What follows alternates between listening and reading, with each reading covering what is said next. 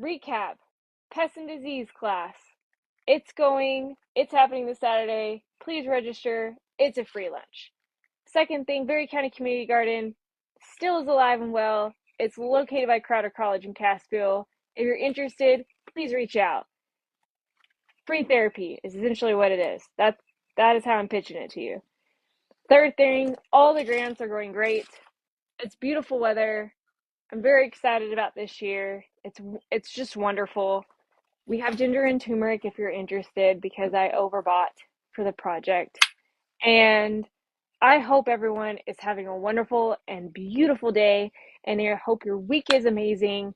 And until next Tuesday, or if I see you on the weekend, I hope you have a wonderful evening. See you later. Good evening, everyone. This is Lainey here at Harvick Farms. And I wanted to give a Tuesday Talk update, trying to do a little bit more of these Tuesday Talks, especially during the farming and gardening season. And so I wanted to give a few updates. The first one, which is in regards, and there's a link into this live video as well, is we have a pest and disease class that is being done by Lincoln University. So huge thank you to them. That is actually this Saturday. And the class itself is free. You do have to register to participate in the class, but the class is also coming with a free lunch. So I think that's pretty awesome. Usually when you feed people, they will come. And so that class, which is a very requested class, which is for what disease is affecting my tomatoes, or what pest is getting my squash this time, or what are these little white things? I think they're called aphids. How do I take care of them?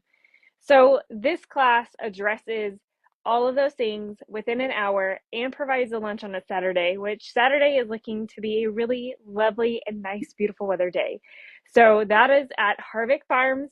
You just need to click the link, which is provided in this live video, in order to register, and that's through Lincoln University. And so very excited about that. Next couple of things is just kind of showing you what are we planting around the farm and kind of the reason why. So this is actually rhubarb, which so many people ask us, are we carrying rhubarb this year? Are we carrying? So I found a supplier in which we are going to trial to plant some of the rhubarb. And then our hope, which will take a little bit of time, and we have to find some alternative options in the meantime, but we hope that we can start to have a good crop of rhubarb in between our orchard, and then that kind of gives more of a permaculture concept that we're wanting to go for at Harvick Farms. In between all the peaches and the apples, we'll plant all these rhubarb roots, and then we'll be able to hopefully have rhubarb over the next year or two, in which we can then continue to propagate and get more of, and then we can start to resell that and then sell the crop of that as well. So that is one thing that we're still doing. We are still, you can imagine, a big box that's right next to me, full of turmeric. So we have gotten this from, it is grown from White Rabbit Farm, and this is where we got all of our turmeric and our ginger from. So tons and tons of turmeric that we have to continue to plant. And so we bought a lot of this for the Sarah research grant that we're doing, growing herbs and roses and lemongrass and putting the turmeric and ginger in between those things with a base mulch compared to a cedar mulch, to see how we can maybe reduce some pest and disease related to growing ginger and turmeric. And that is part of that trial. But we bought so much that I am now just going to go crazy and kind of find some other areas to plant all of this. And so just so you know, we will also have extra at the nursery, so we can start selling it probably by the pound, and we'll be able to do that. But that's going to be a really fun research project that we're doing. We're trying to see if it's a viable crop. that we can grow here in Missouri, because typically we have a little bit of a shorter season that you would expect for turmeric and ginger, but we're hoping that we can experiment and see if it's a viable crop. And another update for this evening is, let me just look at a couple other things. If you haven't noticed or have been trying to keep up with us, we had started our zinnia and our sunflower patch, and even started watermelons about 3 weeks ago, and we'll start to do our pumpkins and get those seeded in about another week or two. And so you'll start to see those patches at Harvick Farms, and you'll start to see hopefully some seedlings starting to grow up, and also do some more progress photos. Where I'm at now is on our home farm, which is 66 acres. So I don't know, you can hear these very peaceful sounds, but we have been really working on a lot of conservation practices here. One in particular is the riparian buffer project, which we had planted over 1,500 trees in the 5.6 acres out towards the field out there, right by our creek side. And that's to encourage wildlife growth. It's also, the riparian buffer is to help with erosion on our creek side as well.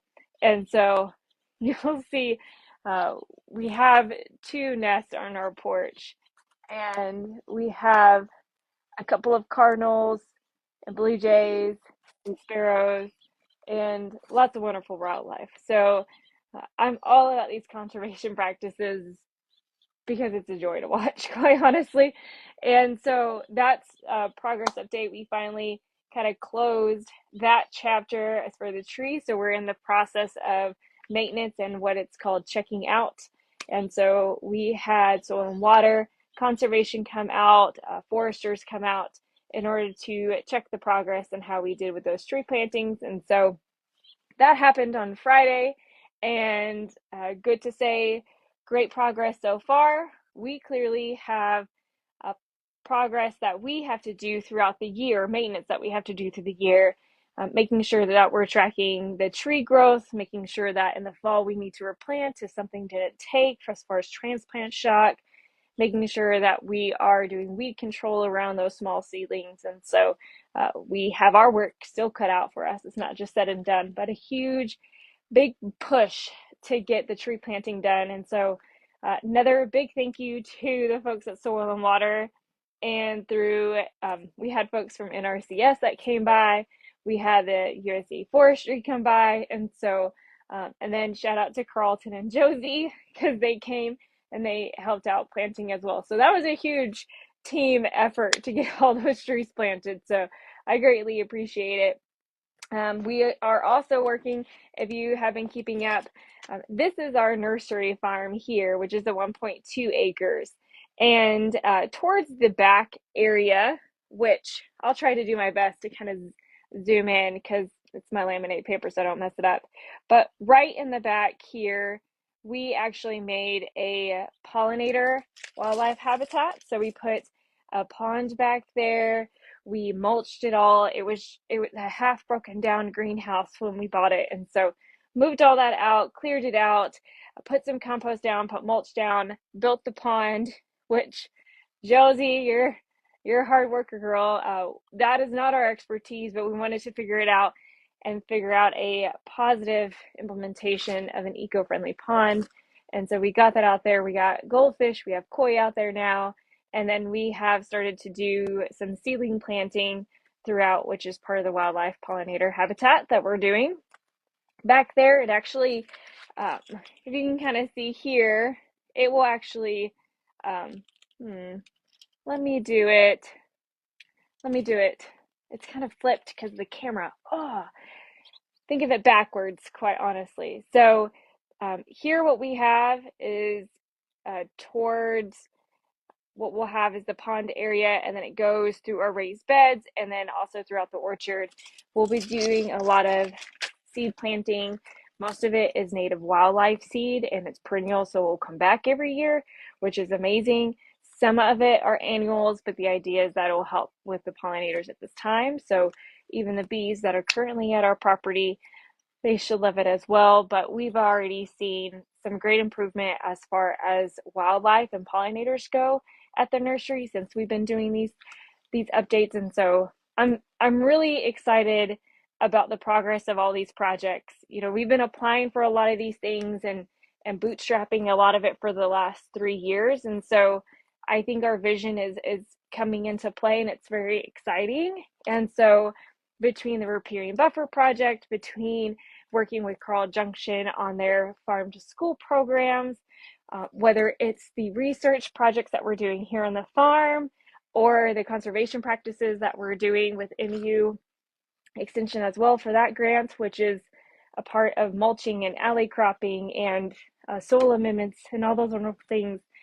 It's been a really exciting year thus far, and we're thrilled to have community support and to have people see the vision and just come out and to help. It's a great feeling. For the first couple of years, we were just trying to figure a lot of things out, and we have so much more to learn, but I think we're starting to figure out our footing and understanding that conservation and food production is the way to go. So it just brings joy. It brings joy. So coming and deriving from that, speaking of food production, we have gotten word from the senior center that they are going to be opening up applications, and June 2nd, starting every Tuesday from 9 to 1, I believe. I put a post on there that somebody will be there on Tuesdays to sign folks up for the senior farmer market benefits program, which is essentially $50 for the year that you can then go out to a farmer, which we are part of that program in Berry County, in order to purchase honey, to purchase eggs, fresh food. Those are the things that we're going to have. And so our plan is to currently what we already have are greens and honey, and then we'll have tomatoes soon enough. We have green tomatoes now, so they're almost there within a couple of weeks. But we have beets and radishes and greens and herbs, lots of herbs. And we're just really excited that we're continuing on with that program. We're still accepting SNAP benefits. And so if you have those, we're able to accept EBT. You can use EBT for food, for eggs, for honey, for the baked goods that we have, for seedlings, so you can start your own garden, so you can get more your hands in the dirt and get your endorphins up. That's the nurse in me. Get your hands dirty and then be able to grow your own food and build a sustainable life for yourself. So you can use EBT and SNAP to purchase seedlings and fruit trees and fruit bushes as well.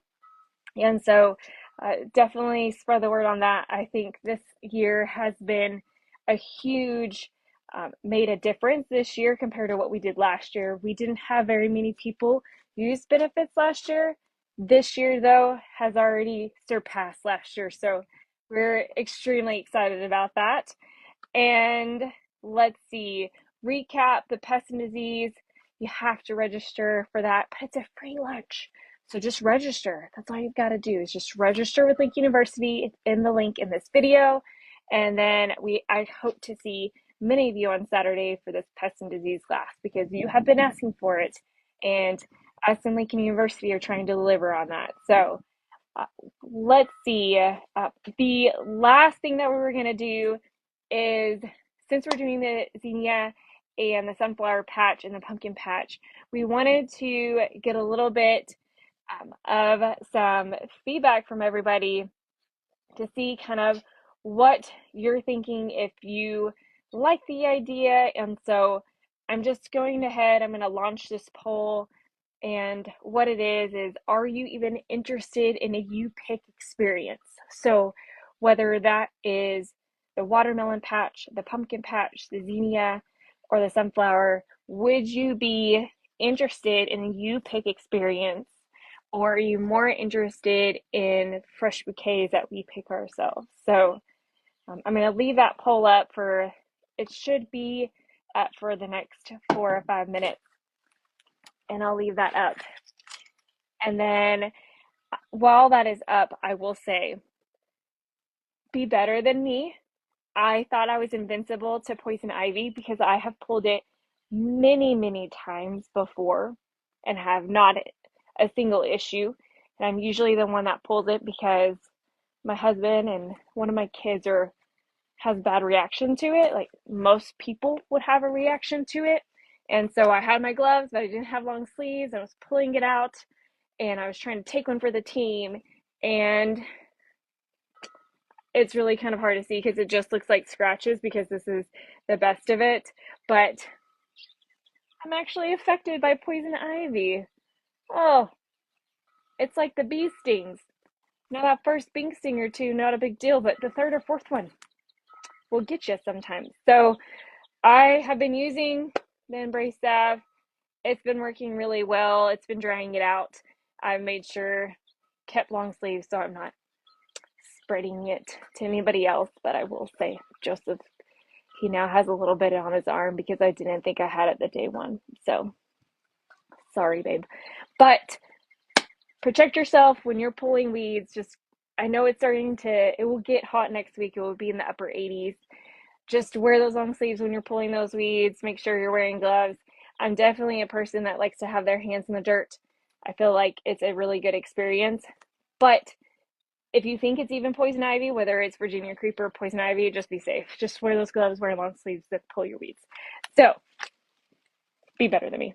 Last and final thing is that just letting y'all know that the community garden, if you're not aware, I got some questions about it as well, but Berry County has a community garden. It is going on to its third year. I've kind of lost track of time here, but it has 30 beds. They are filled with soil and compost. They are getting their drip irrigation on them because we were very blessed to get a grant from the nutrition services from MU Extension. And so they were able to supply compost. There is a nice little canopy out there so you can have some shade when you're doing your plots. We have gloves. We have all kinds of things that can help you succeed in your plot. And so what it is, each plot is a 4-foot by 20-foot plot. It is located right by Crowder College and Air Serve in Cassville. And that plot is only $20 and it's for the entire season. And it has what was previously Justin Boots. It was boot holders in between. They actually make perfect raised beds. It's almost like a perfect 4x4 square garden concept. If you've ever seen it, it works out great. If you haven't seen it, just drive by. It's on the way. It's towards Walmart. Just take the time to drive by and see the Berry County Community Garden. It's pretty cool. It's come a very long way. We've had great community support, and so just wanted to let people know about that as well because we're still going on to year 3, and there's a lot of people within Cassville who still don't know that we have a community garden and what it's used for. And so half the community garden is still, we have seedlings in there, there's food in there, there's irrigation happening to it, and the food that is produced in half of the community garden actually goes to the Cassville Food Pantry. And so we were able to start that process last year and still doing it again this year. And so any helping hands, if you are a homeschool group, if you're part of a church group, if you're an individual that wants to get involved into your community, please reach out. We're always looking for help and volunteers, and it's a great cause that allows us to grow food for our own community and be a part of something greater than ourselves. So if you have any questions about the community garden, definitely you can reach out to me or Melissa Hamilton, or you can go by your MU Extension office, which is in the main building in Cassville off of Main Street, and we can help with you answer any questions that you may have. Or if you have any suggestions or can come out, like I said, pull some weeds just for an hour of your time. If you need to get away and take some stress away, nothing cheaper than free therapy by going into Berry County Community Garden and pulling some weeds. Free therapy. So that is my spiel on that. All right, the poll is done. And so we'll go on to the next one. Apparently my thumb is extremely big and can't really hit it very well. And so primary answers was yes. Would you like a you pick experience? Awesome. And so I'm going to launch the next one. And so, would you be more interested in a flower you pick, or would you be more interested in a vegetable you pick? So, that poll should be up. So, take your time. So, recap, pest and disease class. It's happening this Saturday. Please register. It's a free lunch. Second thing, Berry County Community Garden still is alive and well. It's located by Crowder College in Cassville. If you're interested, please reach out. Free therapy is essentially what it is. That is how I'm pitching it to you. Third thing, all the grants are going great. It's beautiful weather. I'm very excited about this year. It's just wonderful. We have ginger and turmeric if you're interested because I overbought for the project. And I hope everyone is having a wonderful and beautiful day. And I hope your week is amazing. And until next Tuesday, or if I see you on the weekend, I hope you have a wonderful evening. See you later.